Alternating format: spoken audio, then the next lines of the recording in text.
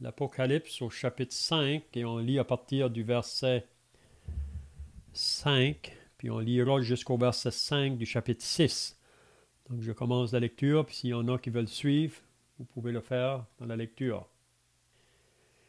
Et l'un des vieillards me dit, ne pleure point. Voici le lion de la tribu de Juda, le rejetant de David, a vaincu pour ouvrir le livre et ses 7 sceaux. Et je vis au milieu du trône et des 4 êtres vivants et au milieu des vieillards un agneau qui était là comme immolé.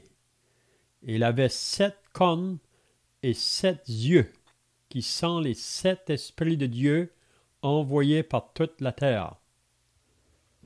Il vint et il prit le livre de la main droite de celui qui était assis sur le trône. Quand il eut pris le livre, les 4 êtres vivants et les 24 vieillards se prosternèrent devant l'agneau, tenant chacun une harpe et des coupes d'or remplies de parfums qui sont les prières des saints. Et il chantait un cantique nouveau en disant, tu es digne de prendre le livre et d'en ouvrir les sceaux, car tu as été immolé et tu as racheté pour Dieu par ton sang des hommes de toute tribu, de toute langue, de tout peuple et de toute nation. Tu as fait d'eux un royaume et des sacrificateurs pour notre Dieu, et ils régneront sur la terre. Je regardai et j'entendis la voix de beaucoup d'anges autour du trône, des êtres vivants et des vieillards, et leur nombre était de myriades et des milliers de milliers. Ils disaient d'une voix forte, l'agneau qui a été immolé est digne de recevoir la puissance, la richesse, la sagesse, la force, l'honneur, la gloire et la louange.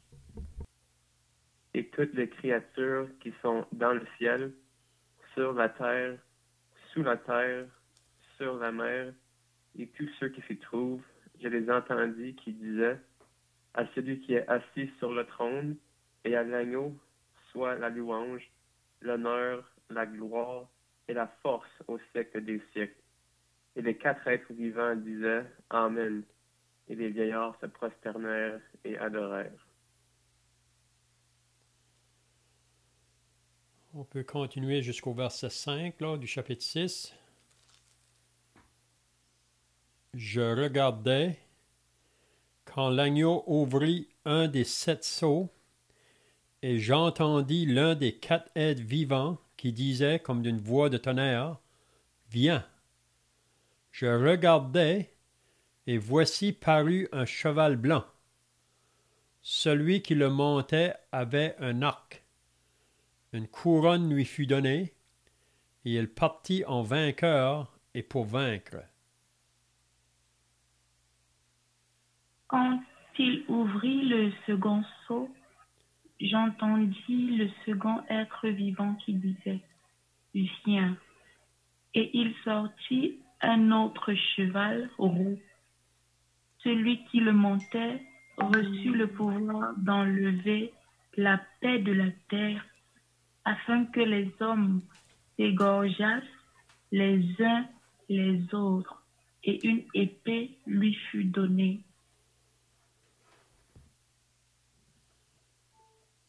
Quand il ouvrit le 3e sceau, j'entendis le 3e être vivant qui disait, viens. Je regardais, et voici, parut un cheval noir. Celui qui le montait tenait une balance dans sa main. Oui, je pense qu'on peut lire jusqu'au verset 8. On va aller jusqu'au verset 8. Et j'entendis, au milieu des 4 êtres vivants, une voix qui disait, une mesure de blé pour un denier, et 3 mesures d'orge pour un denier, mais ne fait point de mal à l'huile et au vin.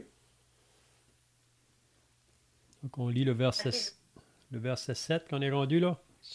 Apocalypse 6, le verset 7. Quand il ouvrit le 4e, j'entendis la voix des quatrième être vivant qui disait, viens. Je regardai et voici parut un cheval d'une couleur verdâtre. Celui qui le montait se nommait la mort, et le séjour des morts l'accompagnait. Le pouvoir leur fut donné sur le corps de la terre pour faire périr les hommes par l'épée, par la famine, par la mortalité, par les bêtes sauvages de la terre. Amen. C'est bien. Donc, si vous étiez là la semaine passée, on avait regardé le début du chapitre 5. Donc, on voit que Jean était dans le ciel. Il a été ravi en esprit au ciel. Puis on avait dit que c'était au début du chapitre 4, quand il a regardé au ciel et qu'il a vu une porte qui était ouverte, puis il y a une voix qui lui disait « Monte ici ». Puis Jean a été ravi vraiment dans le ciel. Dans le livre de l'Apocalypse, si on lit le chapitre 4 et 5, on voit donc une vision du ciel. Puis Jean décrit qu'est-ce qu'il a vu là. Puis on avait dit aussi dans les semaines passées que Jean n'est pas le premier à avoir eu des révélations comme cela là, de la part de Dieu. Si on lit dans l'Ancien Testament, on voit les prophètes qui ont aussi eu des révélations semblables. On a le prophète Ézéchiel, même Daniel a eu des révélations de Dieu. Mais ici, on voit que Jean, lui, les révélations qu'il a reçues, c'est concernant le temps de la fin, là, ce qui va prendre place à la fin. Donc, on avait vu qu'au chapitre 4, Jean a vu Dieu qui était assis sur son trône. Donc, on avait dit dans les semaines passées que quand on va arriver au ciel, probablement c'est Dieu aussi qu'on verra en premier, avant toute chose. Puis on avait vu qu'autour du trône, il y avait d'autres trônes. Il y avait 24 trônes. Puis il y avait des vieillards qui étaient assis dessus. On a vu aussi que Jean nous parle des 4 êtres vivants. Puis ces 4 êtres vivants-là avaient chacun 6 ailes, étaient remplis d'yeux tout autour et au-dedans. Puis ils ne cessent de dire jour et nuit, Saint, Saint, Saint est le Seigneur Dieu, le Tout-Puissant, qui était, qui est et qui est vivant. Donc les 4 êtres vivants peuvent représenter les séraphins, ou même il y a les chérubins dans le ciel. Vous savez, parmi la création des anges, il y a différents niveaux, là, si on peut dire. Puis on sait que les séraphins, c'est vraiment eux qui louangent Dieu. On voit ça même dans Ésaïe au chapitre 6. Quand Ésaïe dit qu'il a vu Dieu dans son trône. Puis il y avait les séraphins qui disaient « Saint, Saint, Saint » à l'Éternel.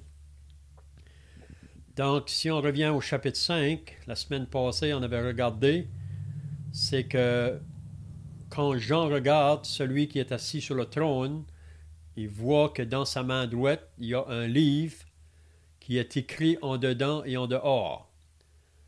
Puis là, ça nous dit qu'il y a un ange puissant qui vient, puis qui demande qui est digne d'ouvrir le livre et d'en remplir les sceaux. Parce que ce livre-là est scellé de 7 sceaux. C'est un livre fermé. Mais qui est digne d'ouvrir ce livre? Puis là, on avait vu que ça disait que personne dans le ciel, sur la terre, sous la terre, pouvait ouvrir ce livre. Comme on disait la semaine passée, comme croyants, c'est notre désir vraiment de savoir ce qui est écrit dans la parole de Dieu. On veut savoir plus à propos des pensées de Dieu et des voies de Dieu. Ça, c'est vraiment une personne qui est née de nouveau, qui a l'Esprit de Dieu. C'est vraiment ce désir-là que nous avons. Mais on sait que même la parole de Dieu, Pour beaucoup de monde, c'est un livre fermé, mais pour nous, chrétiens, qui ont ouvert ce livre pour commencer à le lire, même avant qu'on arrive au salut, mais après qu'on a le salut, on veut le lire davantage. Mais à moins que Dieu se révèle à nous par son esprit, on ne va pas pouvoir comprendre. Donc ici, on voit un livre dans la main droite de celui qui est assis sur le trône. Il est scellé de 7 sceaux. Mais qui peut l'ouvrir? Et on veut savoir qu'est-ce qui est écrit dans ce livre. Puis là, ça nous dit, quand on ne peut pas trouver personne, Jean dit qu'il a pleuré. Il dit, j'ai pleuré beaucoup de ce que personne ne fut trouvé digne d'ouvrir le livre, ni de le regarder. Donc Jean est attristé qu'il n'y a personne qui peut ouvrir ce livre-là. Puis j'avais dit la semaine passée que ça devrait être aussi la même chose pour nous. Ça devrait nous attrister si on ne peut pas connaître pleinement ce qu'est la volonté de Dieu pour nous. Et on veut savoir, on veut connaître. On veut que le livre de Dieu soit ouvert pour connaître ce qu'il a à nous dire. On avait dit que ce livre-là, ça comprend vraiment comme un testament, vraiment, le testament de Dieu, qui va nous dire qu'est-ce qui vient là pour le temps futur.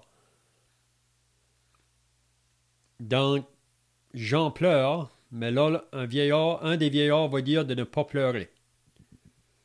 Donc, vous pouvez penser que Jean a été consolé là, puis probablement bien réjoui de savoir qu'il y a quelqu'un qui peut l'ouvrir.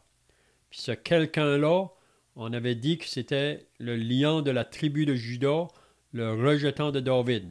Donc, ça nous parlait du Seigneur Jésus-Christ. Celui qui est présentement dans le ciel. Celui qui est venu sur la terre pour vaincre le diable, pour vaincre la mort, pour vaincre le péché. Puis c'est par lui seul que le pécheur peut avoir ses péchés de pardonnés, puis il peut avoir un accès dans le ciel. C'est seulement par l'œuvre de Christ, son sacrifice qu'il a accompli une fois pour toutes. Donc, et Jean dit, je vis au milieu du trône et des 4 êtres vivants, et au milieu des vieillards, un agneau qui était là comme immolé. Donc, ça nous parle de la personne du Seigneur Jésus-Christ, l'agneau immolé. On croit qu'encore aujourd'hui, le Seigneur Jésus dans le ciel porte les marques de la croix. Les marques dans ses mains, dans ses pieds, dans son côté. Je crois que le Seigneur Jésus va porter ces marques-là pour l'éternité. Puis quand on va être dans le ciel avec lui, on pourra encore regarder ce qu'il a payé pour avoir sauvé nos âmes. Il a dû donner sa vie en sacrifice. Il a dû verser son sang. Donc, à partir du verset 7 maintenant, il dit, « Il vint et il prit le livre de la main droite de celui qui était assis sur le trône. » Donc, on voit 2 êtres distincts là. Et il y a Dieu le Père qui est assis sur le trône. Puis ici, on voit Jésus comme l'agneau immolé qui se lève puis qui va prendre le livre de la main droite de celui qui est assis sur le trône. Il était le seul digne de pouvoir prendre ce livre et de l'ouvrir. Donc, je ne sais pas si quelqu'un a d'autres pensées jusqu'ici, là, ce qu'on avait vu la semaine passée, ou si vous avez des questions là, vous pouvez le faire. Oui, la semaine passée, on avait parlé à propos du verset 6, comme on l'a mentionné un petit peu aujourd'hui déjà, les 6 êtres vivants qui représentent les anges. On avait aussi parlé des 7 cornes qui représentent l'autorité, les 7 esprits qui représentent la plénitude de l'esprit. On peut lire dans le livre d'Ésaïe, chapitre 11. Mais je me demandais les 7 yeux qu'est-ce que représentent ces 7 dieux au verset 6? Oui, on pourrait dire que les 7 dieux, ça nous parle vraiment de celui qui voit tout et celui qui est l'omniscient, omnipotent, omniprésent, celui qu'on ne peut pas se cacher. Et c'est un peu comme le psaume 139. Il dit, je sais quand tu marches, quand tu es assis, quand tu te couches, quand tu te lèves, tu sais même avant que je parle les paroles qui vont sortir de ma bouche. Tu pénètres nos pensées. Même si on irait se cacher dans les profondeurs des ténèbres, tu nous vois. On ne peut pas se cacher aux yeux de Dieu. Donc pour moi, c'est ça que je pourrais voir ici, là, quand il parle à propos de ces yeux, 7 yeux. Puis comme tu viens de dire, le 7, c'est toujours le nombre de la perfection, de la plénitude. Donc, parce que Dieu est celui qui est le parfait, donc c'est pour ça qu'il connaît tout puis il peut voir tout. Hein? On ne peut rien lui cacher. On le voit souvent dans les évangiles, là. Vous vous rappelez quand il avait guéri le paralytique qu'on avait apporté, là, puis on avait descendu par le toit de la maison. Puis Jésus a dit à cet homme-là, mon enfant, tes péchés sont pardonnés. Puis il y avait des personnes qui étaient là, les pharisiens, qui se disaient au-dedans d'eux, qui est celui-ci? Il blasphème. Qui peut pardonner les péchés si ce n'est que Dieu seul? Puis ça nous dit, Jésus connaissant leurs pensées. Donc Jésus savait ce que ces gens-là pensaient, même qui n'ont pas parlé à haute voix, là. Donc, pour moi, les yeux, c'est celui, on voit ça souvent, même Apocalypse 1, là. Il représente ses yeux comme une flamme de feu.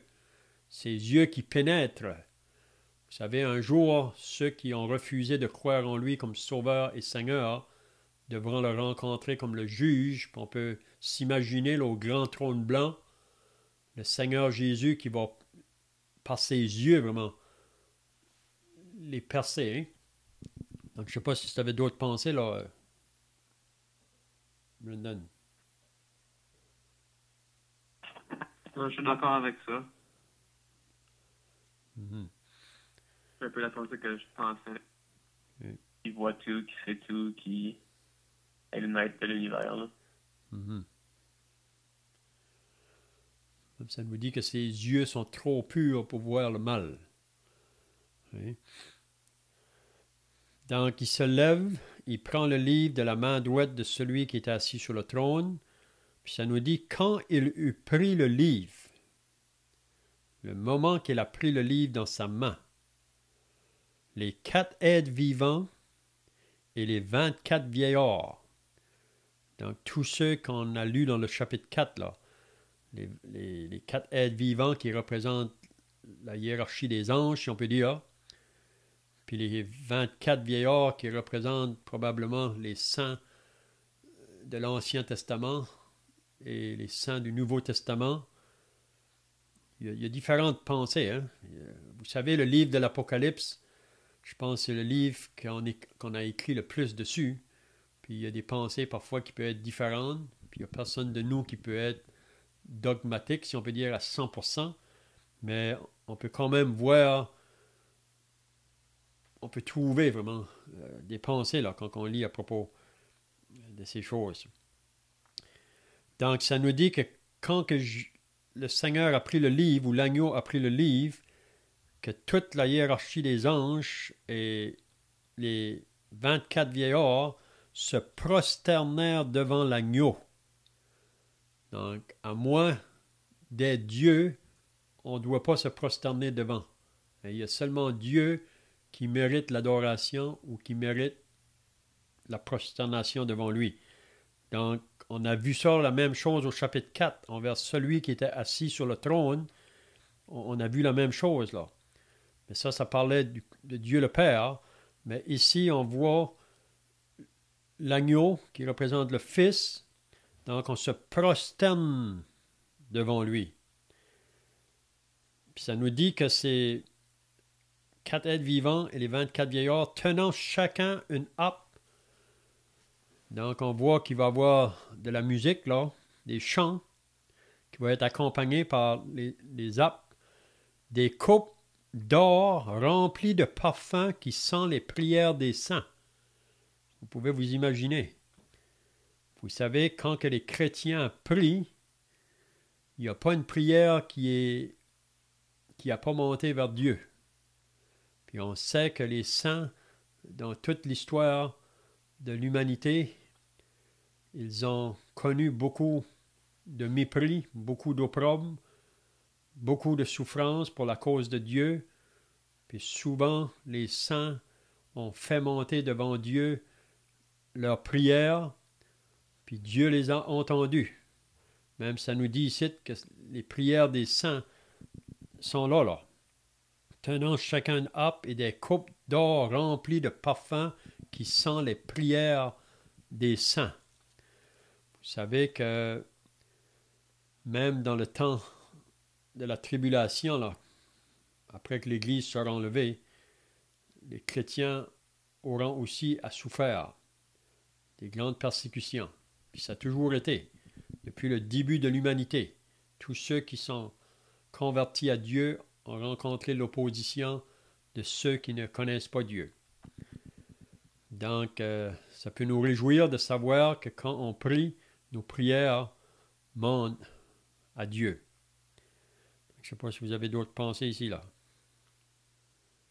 Mais juste référence au verset qu'on vient de lire, les coupes d'or remplies de parfums, qui sont les prières des saints, dans le livre de Psaume 141.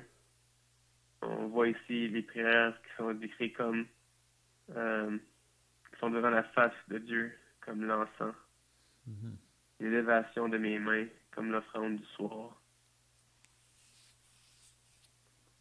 C'est ça. Donc, quand nous prions notre Père, il nous entend.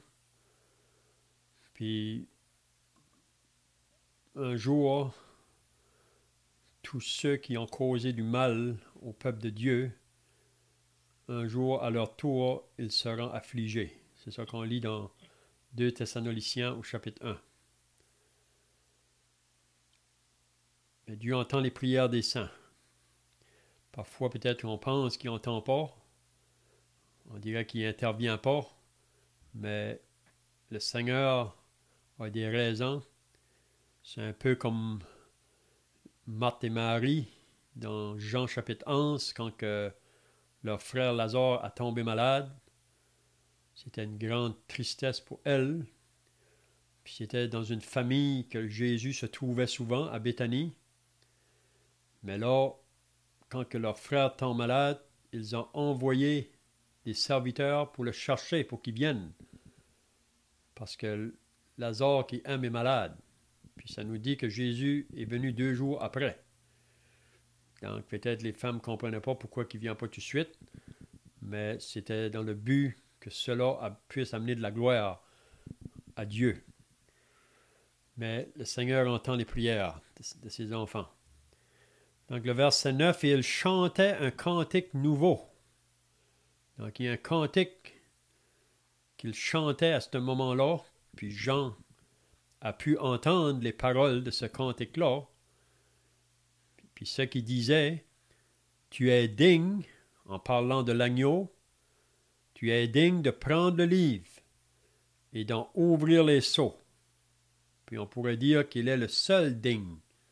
Il n'y avait pas d'autre. C'est ça qu'on a lu au verset 2, là. Qui est digne d'ouvrir? Il n'y avait personne d'autre qui était digne pour l'ouvrir, mais lui pouvait l'ouvrir. Puis la raison, il nous le dit par la suite. Tu es digne de prendre le livre et d'en ouvrir les sceaux, car tu as été immolé. Donc, c'est toi qui as été immolé. C'est toi qui as donné ta vie en sacrifice pour l'humanité. Tu as été immolé, comme l'agneau qu'on mène à la boucherie. Vous vous rappelez, quand Jésus a été arrêté dans le jardin de Gethsémané, même ça nous dit quand les hommes sont venus pour l'arrêter, Jésus s'est avancé. Le bon berger qui donne sa vie pour ses brebis. Jésus n'est pas le mercenaire. Vous savez, le mercenaire, quand il voit le danger, il s'enfuit. Parce que les brebis, vraiment, ne lui appartiennent pas. Mais Jésus, lui, qui est le bon berger, les brebis lui appartiennent. Donc, on voit qu'il va être prêt à aller en avant. Puis vous vous rappelez quand c'est qu'il lui a demandé « Qui cherchez-vous » Ils ont dit « Jésus de Nazareth ». Puis quand il a dit « C'est moi », ces hommes-là ont tous tombé à terre. Le Seigneur aurait pu les garder par terre, mais on voit qu'il se laisse prendre comme un agneau qu'on mène à la boucherie. Il n'a pas dit un mot. Il s'est laissé même lier. Le Créateur avec les mains liées. Mais le Seigneur Jésus était venu pour accomplir la volonté de son Père, donc il va marcher pour accomplir l'œuvre qu'il doit accomplir. C'était la croix. Puis on sait qu'est-ce que ça représente, les souffrances qu'il a dû porter de la main des hommes, mais aussi sur la croix qu'il a été frappé de son Dieu pour les péchés de l'humanité. Donc, quand tu as été immolé et tu as racheté, il a racheté des personnes. Racheté pour nous rendre libres. Tu as racheté pour Dieu, par ton sang, des hommes de toute tribu, de toute langue, de tout peuple et de toute nation. Donc, il n'y a pas personne qui est excepté ici là. Dieu a tant aimé le monde. Ça comprend tous. Pas d'exception. On sait qu'il y aura des personnes au ciel de toute tribu, de toute langue, de tout peuple, de toute nation. Il y aura des personnes au ciel de toutes les couleurs. Mais on sait que quand on va être enlevé au ciel, ce corps ici va être transformé, il va être changé pour un corps incorruptible. Donc, tout peuple, beaucoup de personnes ont répondu à l'appel. Ils se sont repentis, ils ont cru en Jésus comme Sauveur et Seigneur. Donc, je ne sais pas si vous avez d'autres pensées jusqu'ici. Donc, pour nous qui sommes sauvés, juste ces paroles-là devraient réjouir nos âmes, de savoir qu'on va faire partie de ces personnes-là. Oui. Présentement, on est toujours sur la terre en tant que corps de Christ, le peuple de Dieu, l'Église qui est présentement ici, mais un jour, on sait que le Seigneur va venir pour nous prendre, pour nous amener avec lui. Puis on sait qu'à ce moment ici, qu'est-ce que Jean écrit là, c'est vraiment ce qu'il voyait qui allait arriver dans le futur. Là. Même ces choses-là ne sont pas encore arrivées. Et quand l'enlèvement de l'Église va prendre place, on va se trouver là, en haut. C'est pour ça que Paul dit aux chrétiens à Colosse, il dit « Rendez grâce à Dieu, ou remerciez Dieu de ce qu'il vous a rendu capable d'avoir part à l'héritage des saints dans la lumière. Il nous a délivrés de la puissance des ténèbres pour nous transporter dans le royaume de son Fils bien-aimé. » Donc, ça devrait nous porter à adorer celui qui a payé un si grand prix pour racheter nos âmes. C'est pour ça que Paul dit dans l'Épître aux Corinthiens qu'il nous a racheté un grand prix. Donc, on ne s'appartient pas à nous-mêmes. On appartient au Seigneur. Puis il dit au verset 10, « Tu as fait d'eux un royaume et des sacrificateurs pour notre Dieu, et ils régneront sur la terre. » Vous vous rappelez qu'on avait vu ça aussi au chapitre 1, là, la même pensée. Dans le chapitre 1, si on lit au verset 5,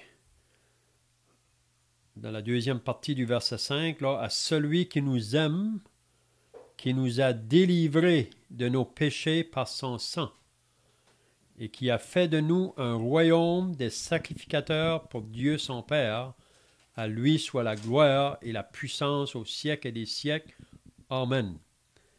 Donc, il a fait de nous un royaume des sacrificateurs pour Dieu. Donc, il dit un peu la même chose ici, là. Tu as fait d'eux un royaume et des sacrificateurs pour notre Dieu, et ils régneront sur la terre. Vous savez que l'Église, nous allons régner avec lui. Quand il va établir son royaume sur la terre, nous régnerons avec lui. Donc, quelqu'un a d'autres pensées ici? Donc, aujourd'hui, tous ceux qui sont sauvés, hommes ou femmes, on est appelés sacrificateurs. Vous savez, dans l'Ancien Testament, il y avait seulement la tribu de Lévi qui était représentée comme sacrificateur. Maintenant, tous ceux qui sont sauvés, on est des prêtres, puis on est là pour apporter de l'adoration. Même on peut apporter au Seigneur des cantiques, des louanges. C'est ça qu'on a appelé à faire, même dans le service pour lui. Hein? Donc, vous avez d'autres pensées ici? Est-ce que c'est depuis le moment où le rideau du temple s'est déchiré que ça c'est accessible, ou il y a un autre moment précis? Oui, on pourrait dire ça parce que Jésus, par sa mort à la croix, il nous a ouvert cette route nouvelle et vivante. Parce que dans l'Ancien Testament, il y a seulement le souverain sacrificateur qui pouvait entrer dans le lieu très saint là, une fois par année, vraiment. Il n'y a personne d'autre qui pouvait se rendre là. Maintenant, nous, par le sang de Christ, il nous donne cet accès-là dans tous les moments du jour. On peut aller dans la présence de Dieu, au trône de la gloire. Même qui nous dit dans l'Épître aux Hébreux qu'on devrait en tout temps là. Hein? Donc, je ne sais pas si ça répond à Stéphane. Si, ça répond. C'était aussi quand même pour amener ce point-là, en fait. Mm-hmm. Donc, le verset 11, « Je regardai et j'entendis la voix de beaucoup d'anges. » Donc, ici, c'est vraiment... probablement, Jean donne un peu, sans donner d'explication, là. C'est un peu comme l'apôtre Paul qu'on avait dit dans la semaine passée, que quand il a été ravi jusqu'au 3e ciel, il dit qu'il a entendu des choses là qu'il ne peut pas l'exprimer en parole. Donc Jean ici, il voit, mais ça doit être toute une beauté, là, si on peut dire, de voir ce qui se passe. Et je regardais et j'entendis la voix de beaucoup d'anges autour du trône et des êtres vivants et des vieillards. Donc, beaucoup d'anges, qui dit. Et leurs noms, on ne peut pas les compter, étaient des myriades de myriades et des milliers de milliers. Ça va être tout quelque chose. Vous savez, quand que qu'ils vont commencer à chanter, on ne peut pas s'imaginer qu'est-ce que ça va être. Ils disaient d'une voix forte, dans qu'est-ce qui était dans leur langage, là, ou dans leur cantique, l'agneau qui a été immolé. Ils répètent encore la même chose, est digne. Verset 9, il avait dit, tu es digne de prendre le livre. Donc l'agneau qui a été immolé est digne de recevoir la puissance, la richesse, la sagesse, la force, l'honneur, la gloire et la louange. Donc ça, c'est tout au Seigneur Jésus. On voit la même chose au chapitre 4 qui s'était dit envers celui qui est assis sur le trône, Dieu. Donc c'est ici qu'on voit réellement que Jésus est Dieu, même s'il y a beaucoup de personnes dans ce monde qui veulent le nier. Il n'est pas seulement fils de Dieu, il est aussi Dieu, parce qu'il a la même nature que Dieu. Et toutes les créatures qui sont dans le ciel, sur la terre, sous la terre, sur la mer, et tous ceux qui s'y trouvent, je les entendis qui disaient. Donc, c'est la créature complète, on pourrait dire, dans tous les côtés, là. Et toutes les créatures qui sont dans le ciel, sur la terre, sous la terre, sur la mer. Il disait à celui qui est assis sur le trône et à l'agneau. Donc, il mentionne les deux. Le Père, le Fils. Oui. Puis on peut voir aussi le Saint-Esprit qui est à l'œuvre, si on peut dire. Donc, à celui qui est assis sur le trône et l'agneau, soit la louange. Donc, le Père et le Fils ont la même adoration. Ils ont les mêmes paroles adressées parce qu'ils sont égaux. Oui. Un Dieu, mais qui se révèle en trois personnes, là, qui est distinct, en trois personnes. Celui qui est assis et à l'agneau, soit la louange, l'honneur, la gloire et la force au siècle et des siècles. Donc, ça va jamais terminer, ça. Et donc, dans le ciel, on sera là pour adorer, louanger notre Sauveur pour l'éternité. On va toujours apprendre à connaître davantage à propos de lui. Ça finira jamais. Et les 4 êtres vivants qui représentent les séraphins ou les chérubins, vous savez, on dit que les chérubins, c'est les anges qui étaient utilisés comme protecteurs, protégés. Tandis que les séraphins, eux, sont plus de ceux qui louent là. Les 4 êtres vivants disaient « Amen ». Et les vieillards se prosternèrent et adorèrent.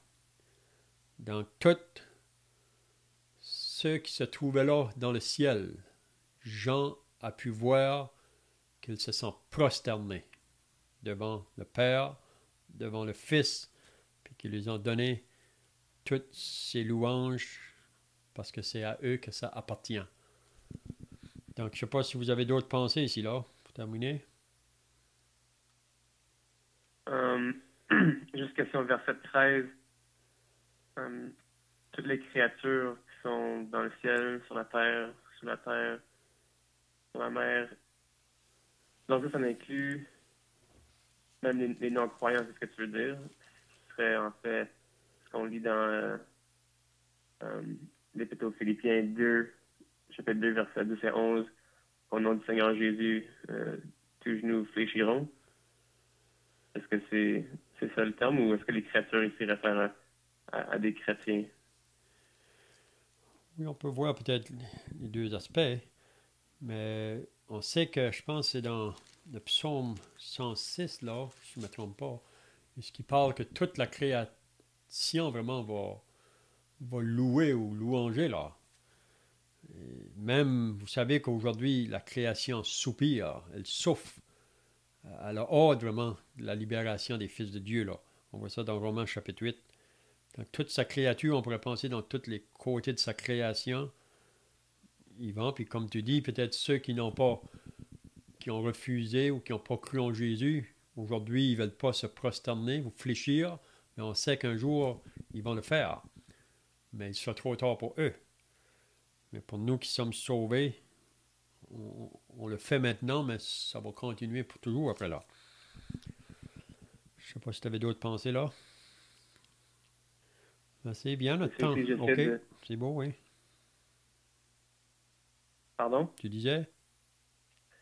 Ben, j'ai pas lu les chapitres précédents récemment, mais ici, évidemment, c'est dans le futur. Est-ce que ça se trouverait après l'enlèvement? Parce que je pense que c'est clair depuis le texte que c'est avant que le Seigneur vienne comme juge, c'est sa deuxième venue. Mais est-ce que c'est aussi après l'enlèvement? Oui, c'est ça. Ici, pour moi, ça va se faire après l'enlèvement. Qu'est-ce que Jean voit ici, là? Même quand il parle des 24 vieillards, ça représente vraiment les saints ou l'Église qui sera là en ce moment-là. Donc, avant que les sceaux vont s'ouvrir, là, au chapitre 6, donc on voit que l'Église sera enlevée.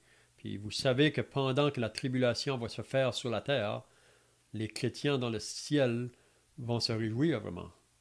C'est tout quelque chose de penser. Aujourd'hui, les chrétiens peut-être souffrent à cause qu'ils sont rejetés, méprisés pour le nom de Christ. Mais bientôt, on sera dans la réjouissance du ciel. Puis ceux, aujourd'hui, c'est comme qu'on lit dans Jean au chapitre 16, quand Jésus a dit à ses disciples, « Encore un peu de temps, vous ne me verrez plus, et encore un peu de temps, vous me verrez. » Puis il dit, « Vous autres, vous allez vous lamenter, vous allez pleurer, mais le monde se réjouira. » Donc on sait quand Jésus a été à la croix, ça a amené beaucoup de tristesse aux disciples, mais le monde autour, là, ceux qui l'ont mis à la croix, ils se réjouissaient. Mais un jour, ça va être le contraire. Et c'est le monde qui va pleurer, ceux qui l'ont rejeté, puis c'est les disciples qui se réjouissent. Donc c'est ça qu'on peut voir ici. Là. Ben, c'est bien, le temps est passé, donc on va terminer par la prière. Puis on pourra reprendre le chapitre 6 la semaine prochaine, si Dieu le veut.